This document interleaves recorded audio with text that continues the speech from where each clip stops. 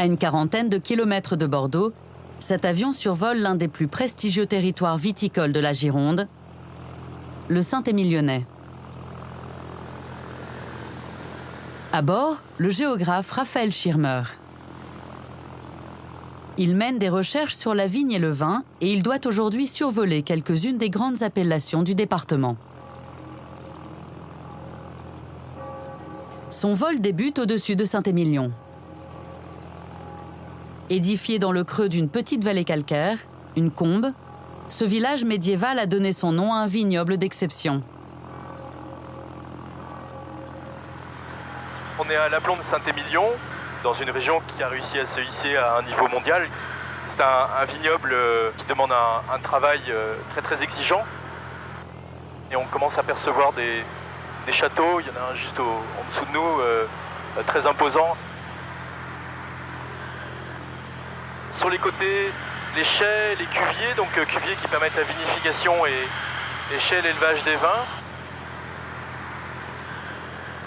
Et très rapidement, on passe à des toutes petites propriétés, donc avec autour d'eux de la vigne. Il y a une densité de vigne qui est assez extraordinaire.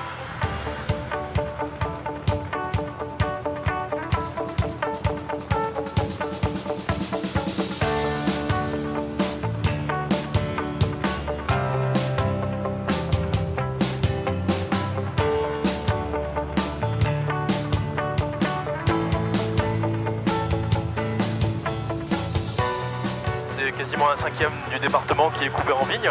C'est un des premiers départements, si ce n'est le premier département viticole.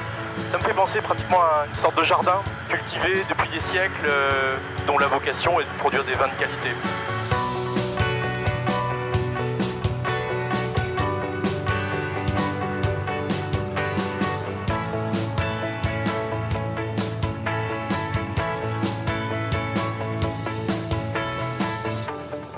L'avion passe à proximité du château de Pressac. Installé au sommet du coteau, le domaine surplombe le territoire.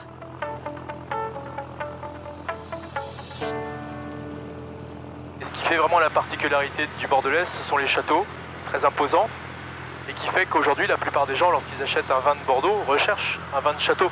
Ce qui n'est pas le cas ailleurs. En Bourgogne, on recherche un petit propriétaire, par exemple.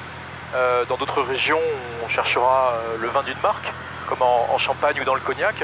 Ici, c'est vraiment le château qui domine. Le vignoble bordelais prend son essor au XIIe siècle, notamment grâce au commerce avec l'Angleterre, qui contrôle alors l'Aquitaine. Un développement spectaculaire auquel le territoire n'était pas forcément destiné. C'est pas un territoire qui est favorable à la vigne d'un point de vue géographique autant qu'on pourrait le penser. Parce qu'on a un climat qui est atlantique, relativement humide à certaines périodes clés pour la végétation, notamment au printemps. C'est quelque chose qui a été construit, c'est un travail très impressionnant qui est réalisé par les viticulteurs, qui repose sur des techniques très savantes, notamment d'évacuation des eaux, de taille de la vigne, et qui permet que les producteurs fassent de la qualité. L'avion se dirige à présent vers la Dordogne. Le fleuve marque la limite de l'appellation Saint-Émilion. Dans cette partie de la Gironde, il dessine de nombreux méandres jusqu'au bord desquels s'étend la vigne. Finalement, le vignoble est assez concentré, il est relativement proche du fleuve, notamment pour des raisons anciennes d'évacuation des productions agricoles par la voie d'eau.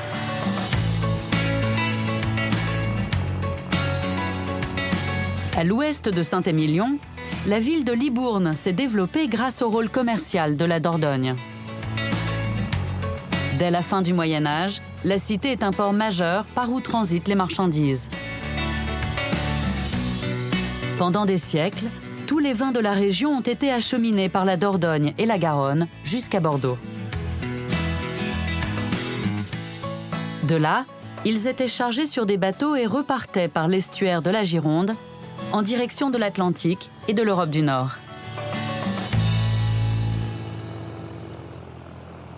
Le vol se poursuit en direction de Bordeaux. Installée sur les rives de la Garonne, la ville jouit d'une situation privilégiée qui a fait sa fortune. La Garonne a joué un rôle très important en termes de commerce. Et donc dès le XIIe siècle, en fait, Bordeaux va contrôler le fleuve. Elle a aussi empêché quasiment que se développe un port entre elle et l'océan. Donc elle a réussi à contrôler véritablement toute sa région.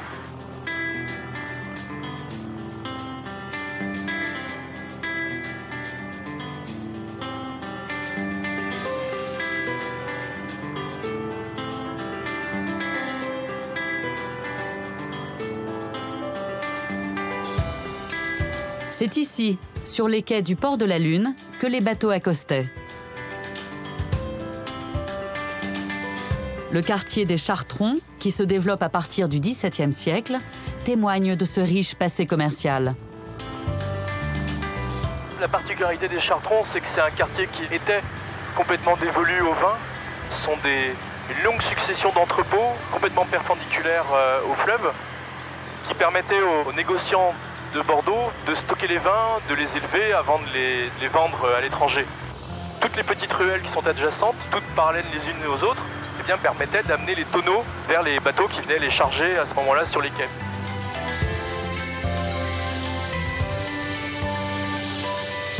Le joyau du port de la Lune, c'est la place de la Bourse. Elle a été aménagée au XVIIIe siècle pour donner à Bordeaux l'image d'une ville ouverte sur le monde. C'est la ville de Bordeaux qui a permis les échanges avec l'extérieur. D'autres vignobles n'ont pas connu un succès similaire parce qu'il leur manquait une ville comme Bordeaux. L'avion poursuit sa route en direction du Médoc. Situé au nord de Bordeaux, c'est un vaste territoire bordé par l'océan Atlantique à l'ouest et l'estuaire de la Gironde à l'est.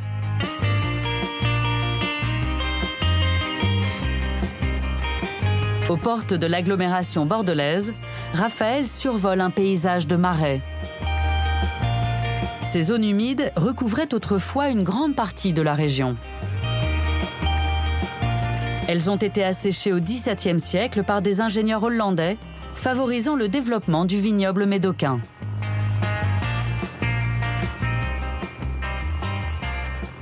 Alors on a un paysage qui est très structuré. Quand on part de l'eau, on y voit quelques boisements ou quelques productions agricoles, céréaliculture ou élevage.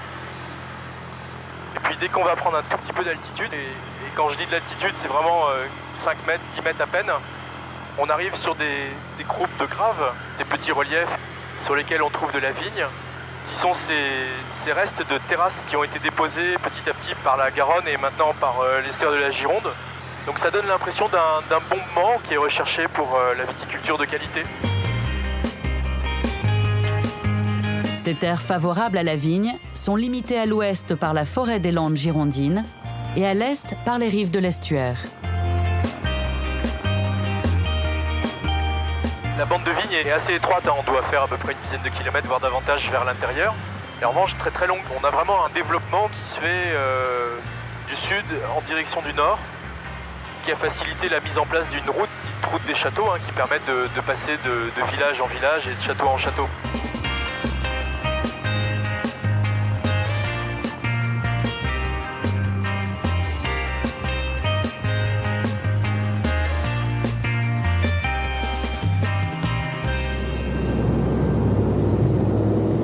Cette route des châteaux, Alain Besky l'emprunte régulièrement pour réaliser l'inventaire du patrimoine médocain.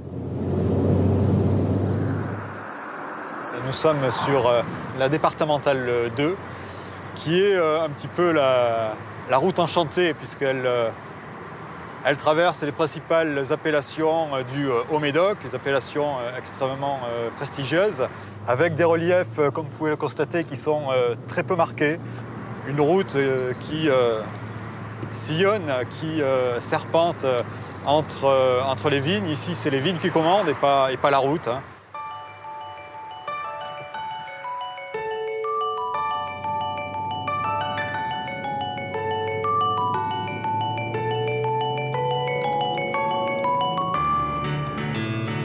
Le Médoc, c'est 16 000 hectares de vignes.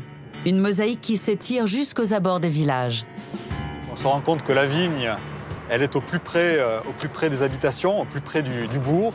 On a même des parcelles de vignes qui sont dans l'agglomération, donc quelques rangs de vignes, pour ne pas perdre de la surface de culture. Tout au long de la route défile une multitude de châteaux viticoles. Ils se sont développés en grande partie grâce aux investissements des parlementaires et des notables bordelais au XVIIe siècle.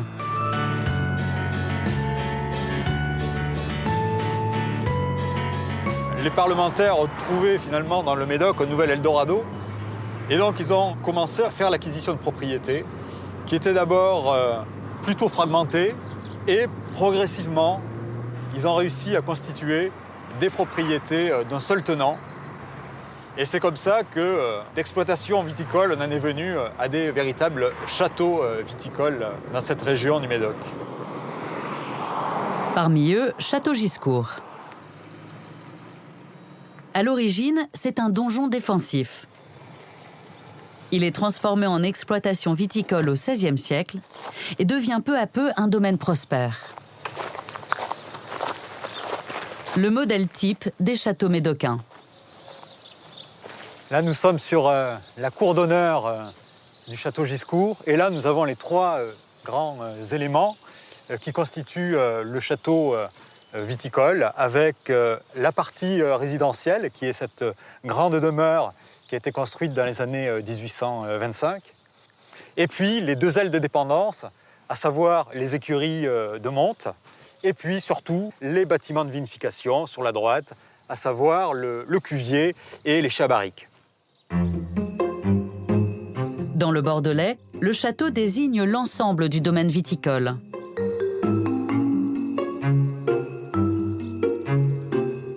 La maison de maître, une demeure cossue, fonctionnelle, n'est bien souvent qu'une image de façade.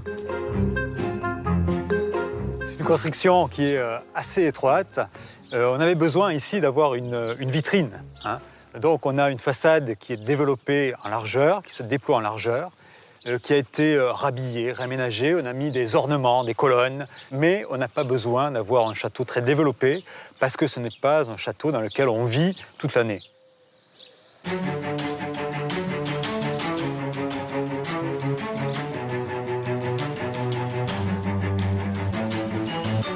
Alain Besky s'est intéressé aux différentes formes architecturales des châteaux médocains.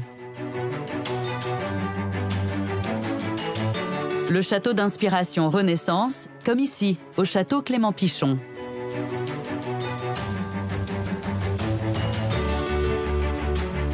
Un peu plus loin sur la route, le château Cantenac-Brown de style Tudor.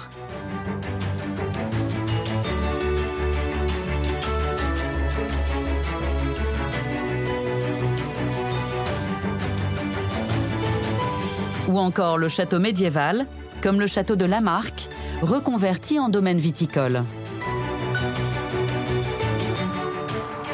Mais l'une des plus étonnantes réalisations du Médoc, la voici. Le château Cos d'Estournel, avec son arc monumental. Cet arc est tout à fait important à Cos d'Estournel parce qu'il est placé à l'interface entre les vignes qui sont derrière moi, là où est produite la principale richesse du domaine, et puis la cour principale du château. Et donc le raisin qui était ramassé, vendangé derrière moi, passait sous cet arc de triomphe pour être ensuite vinifié dans le chai. À l'origine de cette réalisation orientaliste, il y a la fantaisie d'un homme, Louis-Gaspard d'Estournel. Il commande la construction de pagodes exotiques pour orner le chai au XIXe siècle. À l'époque, il exporte sa production jusque dans les Indes et il souhaite inscrire dans la pierre ce lien commercial. Une formidable opération de communication qui lui vaudra le surnom de Maharaja du Cos. C'est l'un des tout premiers à comprendre l'importance de la vitrine du domaine. Il ne suffisait pas de produire des vins et des grands vins, mais en plus de ça, il fallait pouvoir donner un supplément d'âme, un supplément d'image à ces vins. Et ce supplément d'image, il est devant vous, c'est cette façade orientaliste de Cos d'Estournel.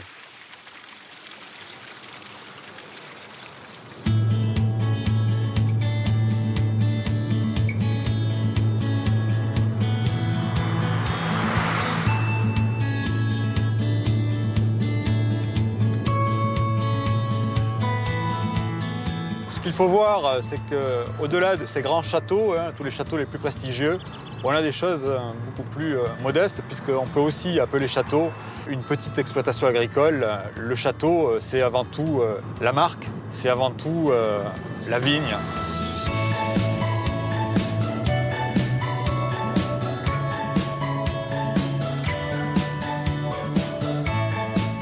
Au bout de cette allée, Alain Besky arrive dans l'un des châteaux médocains les plus connus au monde. Château Margaux. Château Margaux, c'est le Versailles du Médoc. Un chef-d'œuvre imaginé au début du XIXe siècle par l'architecte bordelais Louis Combes. Pour cette réalisation, il s'est inspiré des prestigieuses villas de la République de Venise.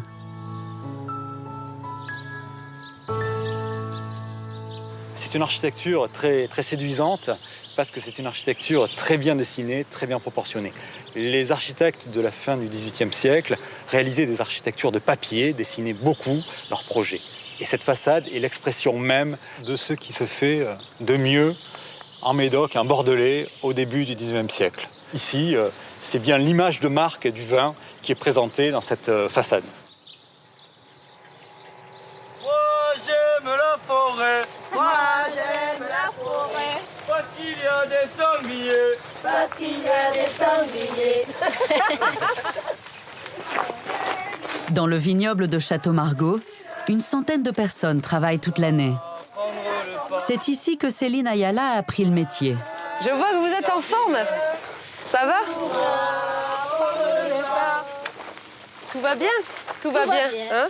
Ouais. Elle est aujourd'hui chef d'équipe et veille aux soins apportés à cette parcelle, l'une des plus prestigieuses du domaine. C'est une parcelle qu'on ramasse pour confectionner le grand vin. Donc le château Margaux. C'est en plus la plus grande du vignoble. Elle fait un peu plus de 3 hectares, donc elle fait 33 000 pieds en fait. Donc vous imaginez, c'est planté à 1 mètre, donc elle fait 33 000 mètres carrés. Elle s'éloigne pratiquement jusqu'au bois qui se trouve derrière nous. Ça fait partie des meilleurs vins, des meilleures vignes en fait.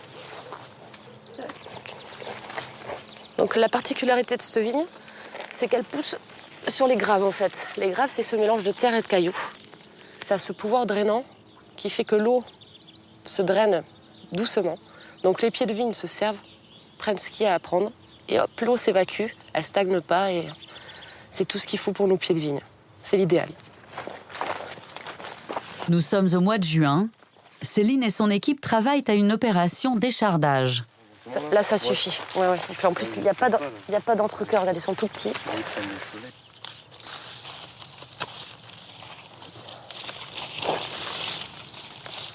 Je suis en train d'enlever tout ce qui est entrecœur. Vous voyez, c'est les branches secondaires qui poussent sur les branches à fruits, en fait. Et on les enlève en laissant, bien sûr, la feuille mère qui reste une protection. On enlève ça pour aérer le raisin, en fait, afin qu'il mûrisse bien, beaucoup mieux. Et on fait ça côté soleil levant. Surtout pas soleil couchant pour pas griller tout ce qui est baie. Voilà, soleil couchant, les ardeurs du soleil sont pas très bonnes pour le raisin. C'est une attention de tous les jours. Il faut tous les jours s'occuper des pieds de vigne, de la taille jusqu'à la récolte. On s'en occupe sans arrêt. Il faut apprendre à vendanger et bien soigner son travail. La la la la la la la la. La la la la la la la la. Voilà. Sur la parcelle de l'église, les équipes de Château Margaux ont réintroduit le labour à cheval. Les pieds de vigne y sont plus anciens et cette technique traditionnelle permet de mieux les conserver.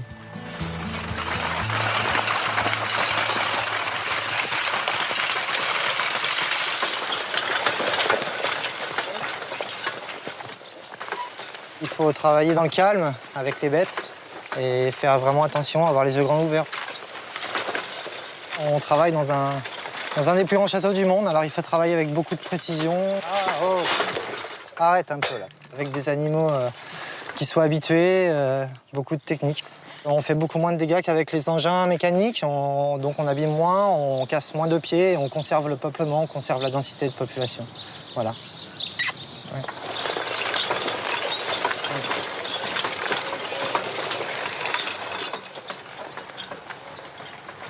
Au cœur du domaine, un lieu mythique. C'est dans ce cuvier bois que naissent les grands vins de Château Margaux.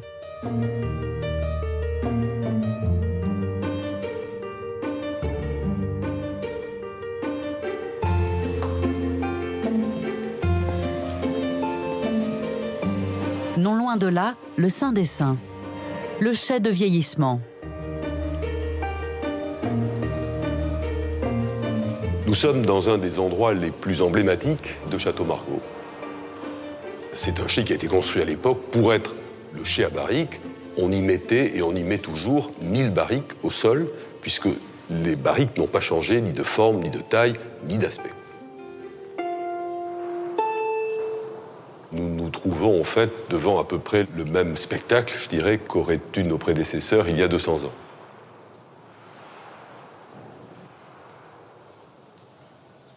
Les gens qui pénètrent dans ce chai, en général, baissent la voix, mais effectivement, cela témoigne de l'atmosphère particulière, oui, presque un peu religieuse qui règne ici.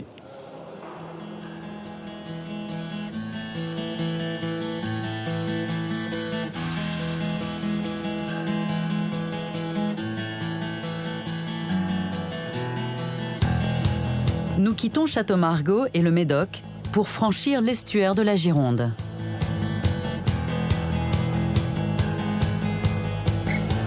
Long de 75 km, c'est le plus vaste estuaire d'Europe. Ces îles se transforment au gré des courants et des marées. L'une des plus anciennes, l'île de Patiras, servait de quarantaine pour les bateaux qui souhaitaient accoster dans les ports de l'estuaire. Un peu plus loin, l'île Patay. Elle a été consolidée au XVIIe siècle à l'initiative de Vauban pour en limiter l'érosion.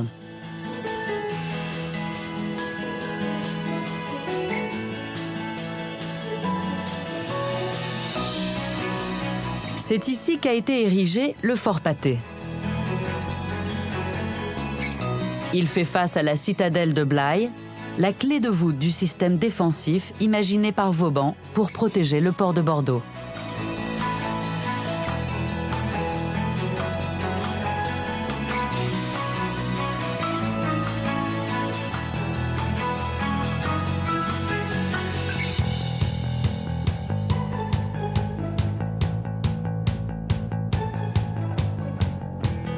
Au sud de Blaye se dessine un territoire méconnu qui abrite de véritables trésors. À commencer par ses nombreux esteilles, des cours d'eau soumis à l'influence des marées.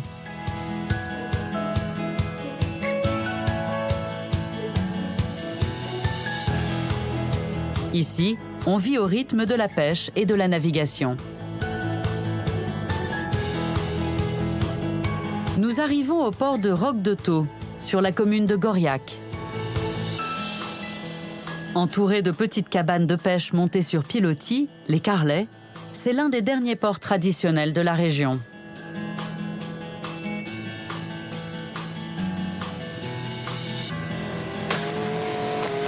Ce matin, les habitants de la commune se sont mobilisés pour une journée d'entretien et de restauration. Ça descend, hein? Donc 10 coups, 30 cm. Il y a quelques années encore, le port était menacé d'abandon. Alors en 2012, des passionnés ont créé une association pour lui redonner vie. Ça va les garçons? Françoise Fourgousse est membre depuis la première heure. On est bloqué par un boulot. Le boulon est grippé? Le boulon est rouillé, alors on peut pas dévisser. Il tourne. On est en train de réaliser la réhabilitation du carlet avec son portail d'accès et on va un petit peu rénover la plateforme qui est en train de tomber un petit peu en désuétude. Au départ, il n'était qu'une poignée à porter le projet. Aujourd'hui, l'association compte une centaine de membres. C'est des espaces extrêmement charmants, remplis de poésie, qu'on essaie d'entretenir à travers nos actions de nettoyage et aider les propriétaires vieillissants à pouvoir maintenir ces espaces qui font partie de notre culture en fait sur le port. La particularité de ce port, c'est qu'il se vide à marée basse. Pour les bénévoles de l'association, c'est le début du gros œuvre.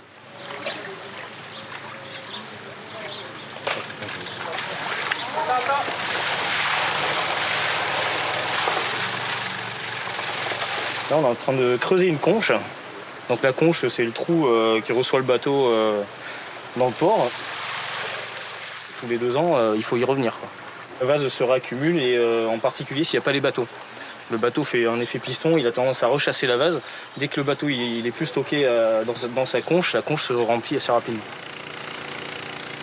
Aujourd'hui, pour des raisons de sécurité, d'aménagement, les mairies investissent dans des ports beaucoup plus adaptés avec tout le confort. Nous, on a voulu garder cet esprit traditionnel. On est un des derniers au niveau de la région à porter ce titre noble de port d'estuairien.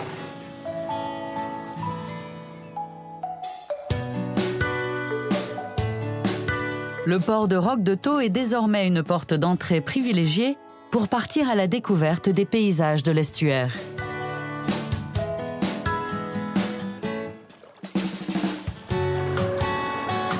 Jean-Luc Audureau a rejoint l'association pour profiter pleinement de sa passion pour la navigation. Il a fait l'acquisition du Niol, un bateau traditionnel qu'il a entièrement restauré.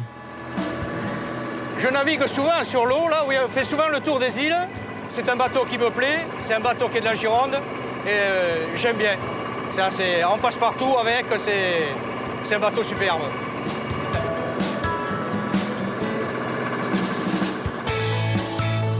À cet endroit, les rives de l'estuaire sont dominées par une longue corniche. Entre le 15e et le 19e siècle, on y exploitait des carrières de pierre destinées à la construction de Bordeaux. C'est le village de Marmisson, essentiellement des maisons de pêcheurs. Et sur la hauteur, on arrivait à des maisons de carriers avec cet effet très particulier de 3 niveaux de vie.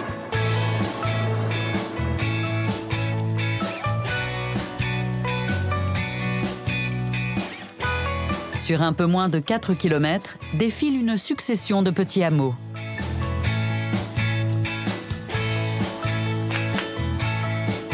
Abrités par la falaise, ils jouissent d'un panorama exceptionnel sur l'estuaire.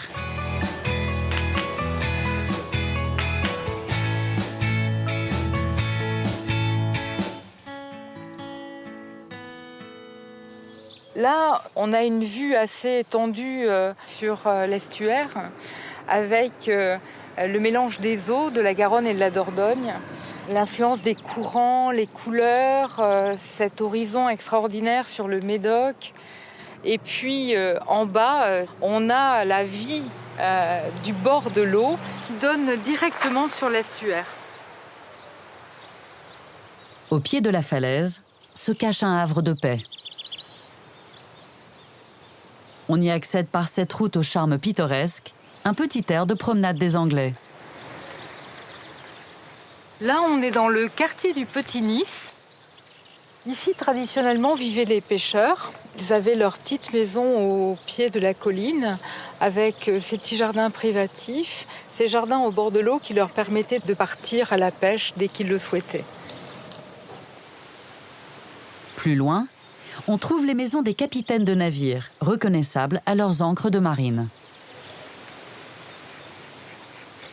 Ils venaient ici parce qu'ils arrivaient de l'Atlantique par Royan, par la naissance de l'estuaire, et remontaient les denrées sur Bordeaux. Et en passant par ce lieu très privilégié, avec cette falaise, cette petite parcelle de terre leur a plu. Et donc, ils ont élu domicile ici pour y prendre leur retraite. De l'autre côté de la route, chaque maison dispose de son propre jardin, donnant directement sur l'estuaire. Une situation unique qui explique pourquoi cet habitat populaire est aujourd'hui très prisé.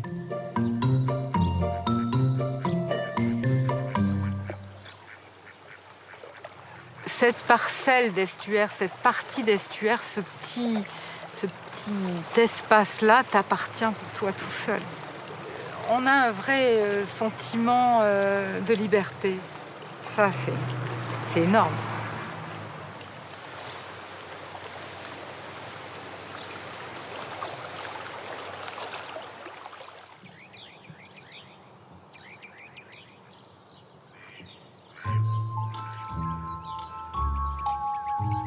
À 80 km au sud, le jour se lève sur le vignoble du Sauternais. Chaque année, lorsqu'arrive la fin de l'été, la région se couvre de brumes matinales. Elles apportent une fine couche de rosée qu'elles déposent sur les vignes. C'est ce qui donne naissance aux plus étonnantes vendanges du Bordelais.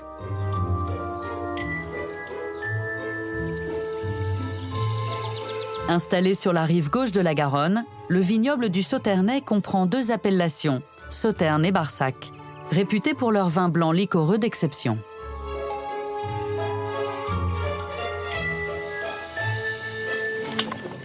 Les vendanges viennent de débuter à Château-Climens, un grand cru classé de l'appellation Barsac.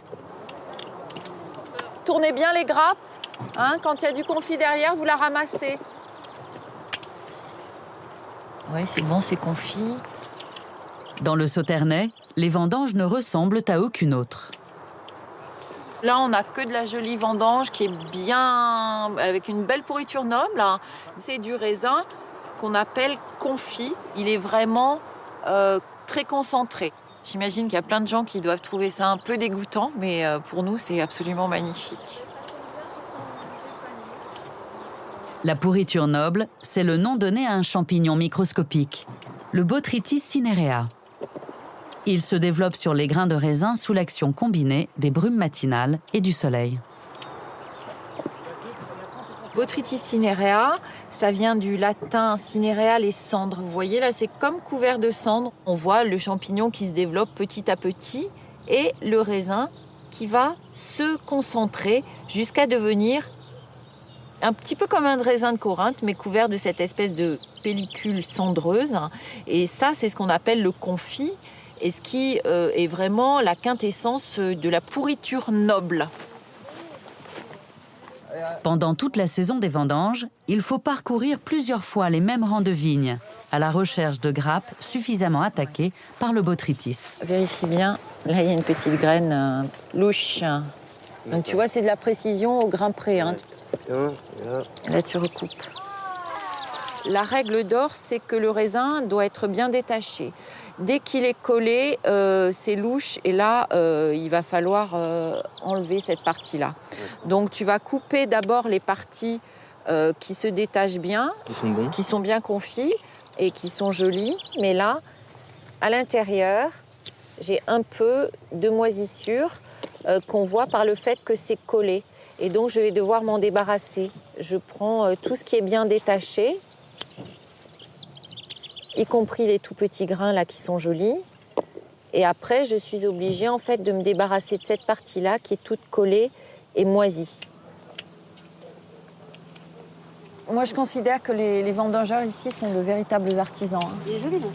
C'est bien plus que cueillir du raisin, c'est extrêmement complexe. Et souvent, on coupe des petits bouts en laissant la grappe sur le pied. Parfois, il faut soulever un morceau pour aller couper au milieu sans blesser le reste. Il faut avoir une bonne vue. Et puis, souvent, un bon nez aussi, parce que quand on a de la pourriture aigre, il faut pouvoir la sentir très, très vite. Parce que si on la met dans le panier, après, ça abîme tout le reste. Enfin, non, c'est très complexe. C'est vraiment... je dirais que c'est de la haute couture de la vendange. Si les gestes de ces vendangeurs sont aussi précis, c'est pour récolter un véritable nectar. Dans un raisin issu de vendange de pourriture noble, il y a des centaines de fois plus de potentiel aromatique qui vont se développer pendant la fermentation. C'est un phénomène absolument fascinant et qui explique que eh bien, même si c'est assez compliqué à vendanger, on va continuer parce qu'on ne peut pas le remplacer par une concentration, je dirais, technique. Une cinquantaine de personnes participent chaque année aux vendanges de Château-Climens. Après la récolte vient l'étape indispensable du tri. Donc là, on vérifie qu'il n'y ait pas de moisie, qu'il n'y ait pas de pourriture aigre, parce qu'il faut vraiment éviter que ça contamine le reste. Dans l'ensemble, c'est super beau, mais c'est sûr qu'il y a une grappe de aigre, et là, on est mal. C'est suivi au grain près, c'est très très très précis. Il n'y a pas un grain qui va arriver au chai sans avoir été contrôlé.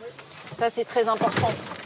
Si on veut garantir une pureté parfaite au niveau du vin, il faut que la pureté elle soit là au niveau du raisin. Alors, c'est à la fois pourri et pur, mais voilà, c'est ce qu'on appelle la pureté du botrytis, la pourriture noble. Voilà, c'est le secret.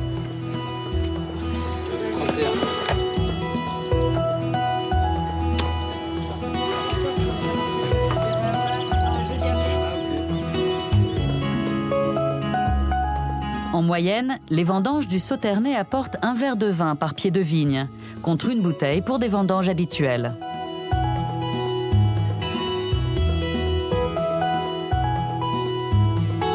Une production rare et précieuse qui dépend en grande partie du microclimat si particulier de la région.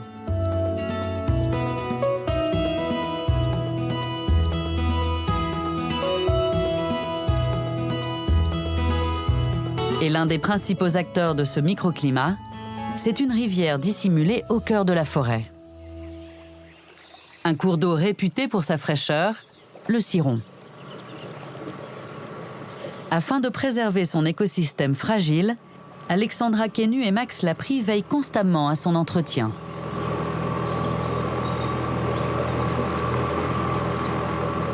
Ah, ici, c'est joli, là. Ouais, t'en as encore un là. Ça passe. Ici, là. Là, il n'y a que des gros ici, dans ce coin. Ouais. Ils sont... Ce matin, il s'intéresse à une forêt de hêtres rarissime. Ah, celui-là, là. Cette hêtraie est l'un des joyaux du Ciron. De récentes recherches scientifiques ont permis de dater son origine à plus de 40 000 ans. C'est une forêt que l'on appelle relictuelle, parce qu'il reste ces hêtres là depuis l'époque périglaciaire. Ce hêtre, il s'est adapté aux conditions climatiques qui ont changé. Et du coup, on a une génétique qui est vraiment particulière sur ce hêtre-là. C'est grâce aussi à la fraîcheur du Ciron, avec l'humidité constante, qui fait qu'il est resté ici. Du coup, on a un hêtre qui est capable de s'adapter, de se retrouver les pieds dans l'eau, et puis après, de se retrouver en plein soleil, à côté des pins, sans aucune difficulté. Ça, c'est exceptionnel. Ça, c'est unique au monde, oui. Vous en êtes fiers? Oui, très. On en est très fiers. J'avais des images en tête d'un espèce de milieu utopique, de cette espèce de nature luxuriante, généreuse, avec des lumières, de folie. Et en fait, je suis arrivée ici et je me dis, mais en fait, ça existe en vrai. Oui, ça existe en vrai. Et ici, c'est incroyable, quoi. Moi, je pensais pas qu'en France, on avait encore des paysages comme ceux-là, quoi. Il y a des moments où on se croirait en Amazonie, quoi. Une espèce d'oasis de biodiversité, c'est fabuleux, quoi.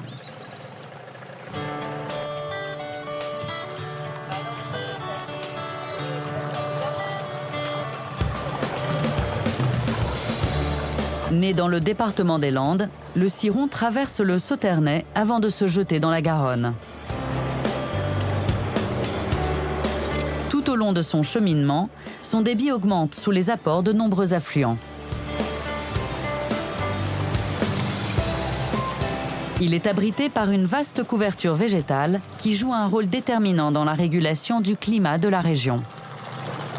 Là, on a vraiment cet aspect de voûte végétale à son apogée. Donc c'est ça aussi qui maintient un taux de fraîcheur qui est caractéristique, en fait. Ça crée un microclimat qui, lorsque la végétation va s'ouvrir dans la plaine alluviale vers la Garonne, va créer en fait un contraste avec l'atmosphère. Et c'est là où on va avoir ces brouillards caractéristiques en fait, de la vallée du Ciron.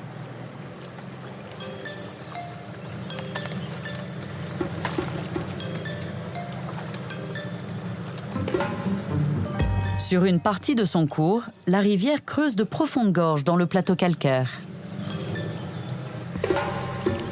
C'est également ce qui lui permet de conserver sa fraîcheur. Là, voilà, on peut observer une multitude de gouttelettes qui arrivent à travers le calcaire.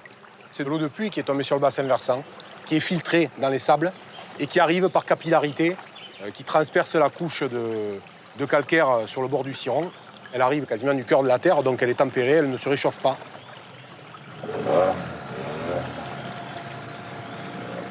Et ça nous permet aussi voilà, de maintenir tout ce feuillu. Si on avait des augmentations de température, on aurait un chamboulement au niveau du fonctionnement du cours d'eau qui serait fatal pour toutes ces espèces-là. Plus en aval, la forêt s'ouvre sur un autre trésor du Ciron. Alors on parlait du Ciron pour sa grande richesse biologique. C'est pour ça qu'on l'aime, mais c'est pas que pour ça. Parce qu'à côté de ça, on a le château de Cazeneuve, le joyau de la Reine Margot, qui devient un peu notre joyau à nous aussi. Le Ciron, c'est cette alliance entre le patrimoine historique et puis le patrimoine naturel. C'est sa grande force aussi, c'est d'avoir tout ça en un, à notre portée. Là, on ne peut pas l'avoir plus à portée.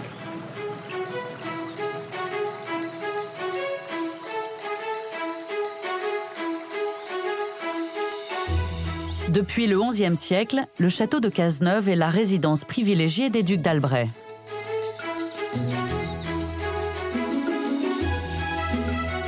Le plus célèbre membre de la famille d'Albret n'est autre que le roi Henri IV, qui séjournait ici avec son épouse, la reine Margot. Aujourd'hui encore, les descendants de la famille d'Albret veillent sur cette imposante résidence royale. Cette chambre est en restauration depuis plusieurs mois et le propriétaire du château, Louis de Sabran-Pontevès, s'apprête à l'ouvrir enfin aux visiteurs. Ce matin, ce sont les derniers préparatifs, avec la pose de ces rideaux, réalisés spécialement pour le château par un artisan tapissier. Et voilà.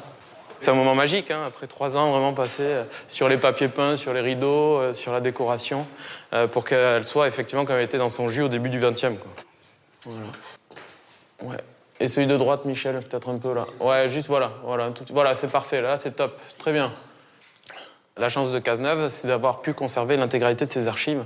Et donc on sait depuis le XVe siècle comment était décorée chaque pièce du château, et notamment sur cette dernière chambre qui est splendide. Et c'est vrai que, ben voilà, on l'imagine, mais une fois que c'est posé comme ça, voilà, le résultat est au rendez-vous. Voilà, on va le mettre au coin du tapis. Voilà, par ici, là. Tous les éléments de mobilier et de décoration sont d'origine. Ils ont été soigneusement restaurés pour redonner à cette chambre l'aspect qu'elle avait au début du XXe siècle. En fait, le château n'a jamais été vendu depuis le XIIe siècle. Et donc, au fur et à mesure des générations, chaque famille a apporté son mobilier à des époques différentes. Et donc ici, c'est la chambre la plus récente, entre guillemets, du château aujourd'hui. Le premier étage accueille les pièces les plus emblématiques du château. Voici la chambre de Marguerite de Valois, dont le destin tourmenté a inspiré à Alexandre Dumas son roman « La Reine Margot ». Connue pour ses amours frivoles, elle est mariée au roi Henri IV.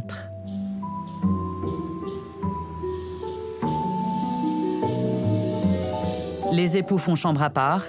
Jamais la reine n'est autorisée à pénétrer dans cette pièce. Voilà, ici, dans la chambre du roi qui est concomitante à celle de la reine, il y a un très beau lit qui a appartenu donc au roi Henri IV.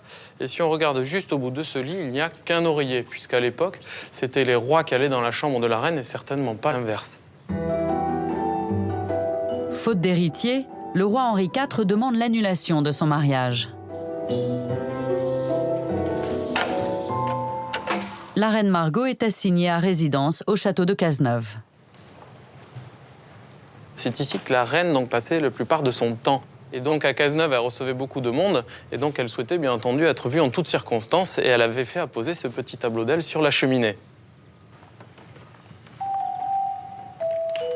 Juste en dessous, il y a 2 phrases qui sont inscrites. Point ne font de laides amours, non plus que de belles prisons, signé la reine Margot. Cela résume très bien le passage de la reine Margot à Cazeneuve. Pour elle, il n'y avait pas de mauvais amour. Elle pensait que d'avoir des amants était quelque chose peut-être de normal. Or, le roi ne l'a pas entendu de la même oreille, parce qu'elle était quand même dans une prison. C'est pour ça qu'elle a mis juste en dessus non plus que de belles prisons, puisque pour le roi Henri IV, elle était assignée à résidence dans une prison certes dorée, mais c'était une prison.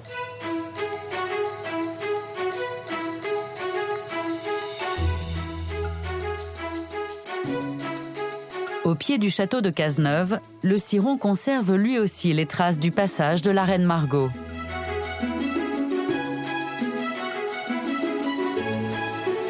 Nous y retrouvons Alexandra et Max, les gardiens du Ciron.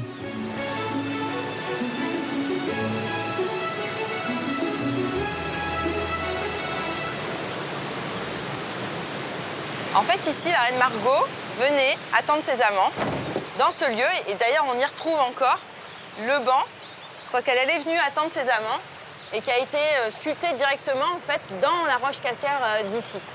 Donc c'est un lieu qui est vraiment très très particulier, à la fois d'un point de vue historique, d'un point de vue paysager et d'un point de vue naturel. Donc là, c'est vraiment un endroit magique.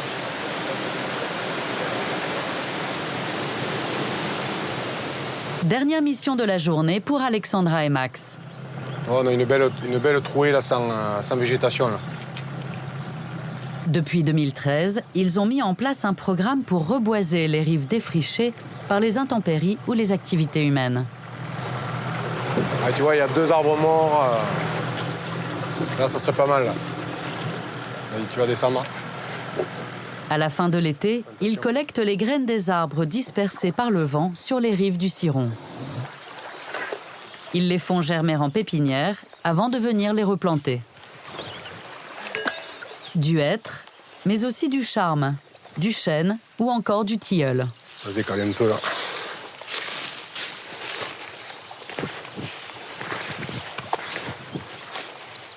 Alors là, celui-ci, c'est du charme, du coup, qu'on plante. Plus proche de l'eau, plus d'humidité, c'est mieux pour lui par rapport au chêne. Donc c'est important, cette idée justement de replanter pour maintenir cette grande voûte végétale. Donc la boucle est bouclée.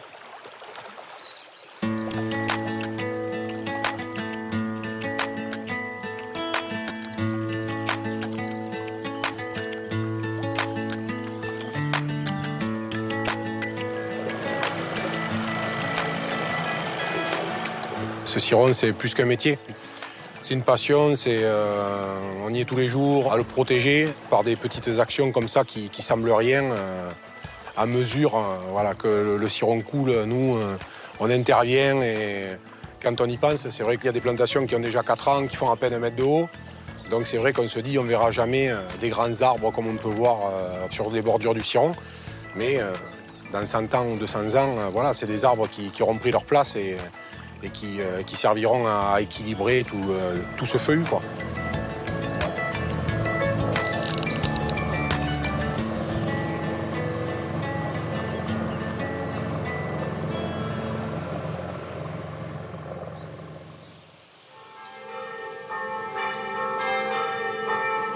Retour à Saint-Émilion.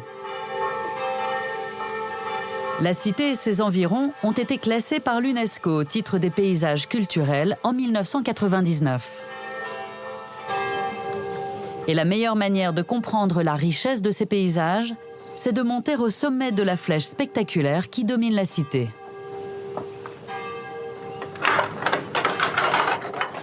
Pour Mathieu Mazière, le gestionnaire du label UNESCO, elle offre l'un des plus beaux panoramas sur la ville et les vignobles alentours.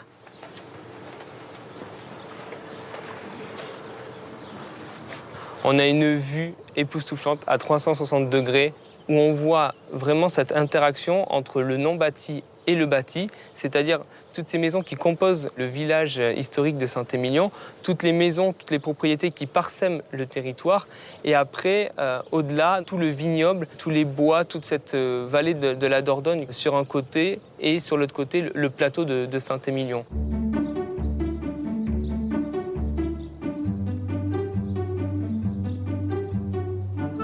Quand on parle de paysage culturel, c'est vraiment cette imbrication entre ce que la nature offre et le travail qui a été réalisé par l'homme.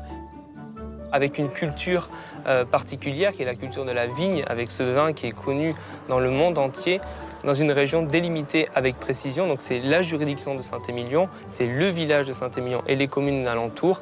On a des siècles et des siècles d'histoire en commun que l'on se doit de transmettre aux générations futures. Depuis cette inscription, Saint-Émilion a fait de la préservation de son patrimoine une priorité.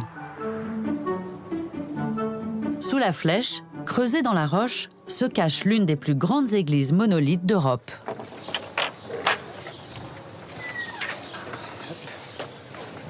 Ce matin, Mathieu Mazière se rend au chevet de l'église. Il est accompagné de 2 ingénieurs spécialisés dans la prévention des risques. Ils viennent inspecter ces cadres métalliques. Ils ceinturent les 4 piliers centraux qui montrent des signes de fragilité. Car au-dessus de la voûte se dresse la flèche de Saint-Émilion. Cette ouverture en marque le centre. On voit le centre du clocher. Au lieu d'être à la croisée des 4 piliers, il est vraiment à cheval sur 2 piliers. Et c'est ce qui pose un gros souci, puisqu'il y a entre 3 et 4 000 tonnes de pierre qui reposent sur du vide. Voilà pourquoi les piliers ont été renforcés par des corsets métalliques dont il faut régulièrement vérifier l'efficacité. C'est bon, donc là je peux mettre en marche pour vérifier la pression. Cette mesure indique la pression appliquée en fait par le cadre métallique sur le pilier. Actuellement, on a des bonnes valeurs et des cadres métalliques qui fonctionnent parfaitement. Des mesures de prévention indispensables pour sauvegarder cette église impressionnante. Elle a été édifiée aux environs du XIe siècle, en souvenir du moine Émilion, le fondateur de la cité.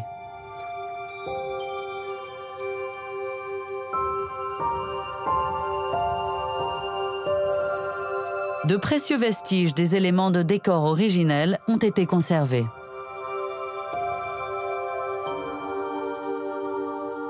Là, on se trouve dans un bout de chapelle de l'église monolithe où il reste encore des fragments de peintures de différentes époques. Il faut imaginer que jusqu'à la fin du XVIIIe siècle, cette église était beaucoup plus ornée. Simplement, à la Révolution, elle a été transformée en usine de poudre à canon puisque la pierre de Saint-Émilion est très salpêtreuse, très tendre, très friable. Et donc, on a gratté la pierre pour en faire de la poudre à canon.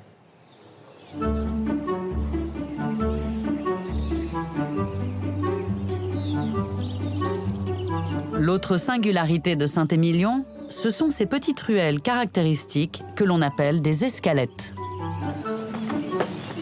Elles ont gardé l'empreinte des liens qui unissaient la ville à l'Angleterre. Ces rues ont la particularité d'avoir été construites avec des pierres qui viennent d'Angleterre. Les navires anglais venaient à Saint-Émilion chargés de pierres pour lester les navires tout simplement et repartaient avec des barriques de vin de Saint-Émilion. Alors résultat, ça rend des petites ruelles qui sont très charmantes mais très escarpées.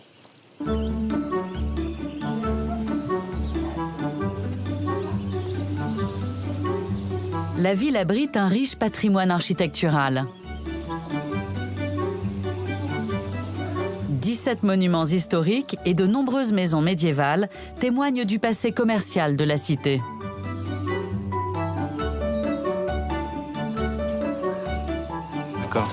Une équipe de chercheurs tente aujourd'hui de retrouver les traces de cette histoire prestigieuse. On reproduira la même chose de l'autre côté, voilà. L'historien David Souni s'intéresse à cette demeure appelée la Maison Gothique. Une propriété bourgeoise qui accueillait des boutiques en rez-de-chaussée. Il a demandé à un dessinateur de restituer l'apparence de la maison au XIVe siècle.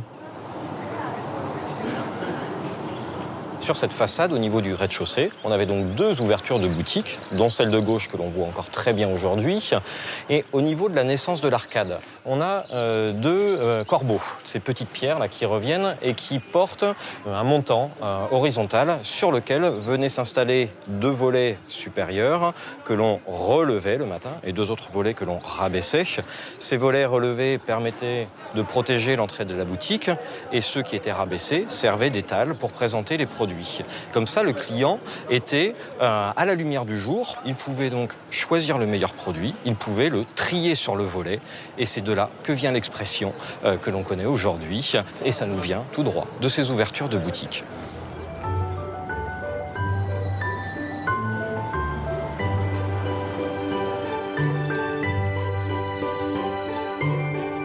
Le travail de David Souni a livré d'autres informations étonnantes sur le passé médiéval de Saint-Émilion. L'historien s'est notamment intéressé à l'enceinte fortifiée de la ville, construite à partir de la fin du XIIe siècle. La particularité de l'enceinte de Saint-Émilion, c'est justement qu'il n'y a pas de véritable enceinte. Contrairement à bien des villes où on construit une puissante muraille derrière laquelle vont s'abriter les maisons, ici, ce sont les maisons elles-mêmes qui vont former l'enceinte. Et du coup, la défense de la ville s'en trouvait très amoindrie du fait des nombreuses fenêtres qui étaient percées directement dans l'enceinte. Et ça va faire le défaut de la cuirasse. À un moment où les guerres se font de plus en plus fréquentes, eh bien, avoir de grandes fenêtres qui ajourent l'enceinte, ça empêche toute défense efficace. Malgré le fossé, malgré quelques adaptations dans la défense avec quelques portions de machicoulis, comme on aperçoit ici, eh bien ce n'était pas suffisant. Et c'est ce qui explique que Saint-Émilion va décliner au profit de la Bastide de Libourne, de la voisine, à quelques kilomètres d'ici, qui va se trouver abritée par une bien meilleure défense.